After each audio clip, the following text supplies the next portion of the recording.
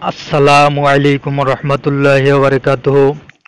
বন্ধুরা, বর্তমান আমরা একটি সমস্যা ফেস করতেছি যে ক্রোম ব্রাউজারের মাধ্যমে ইউটিউবে ঢুকলে আমরা ইউটিউব ক্রিয়েটর স্টুডিও বিটাতে ঢুকতে পারতেছি না। তো বন্ধুরা, আপনাদেরকে আমি সরাসরি ক্রোম ব্রাউজারে যেয়ে সমস্যাটি দেখাইতেছি।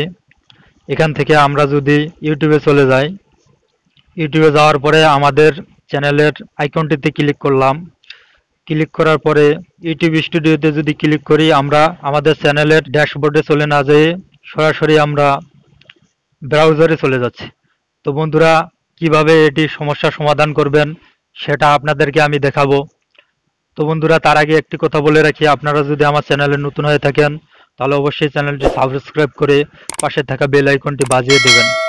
আর যদি অলরেডি সাবস্ক্রাইব করে থাকেন তাহলে অনেক অনেক ধন্যবাদ।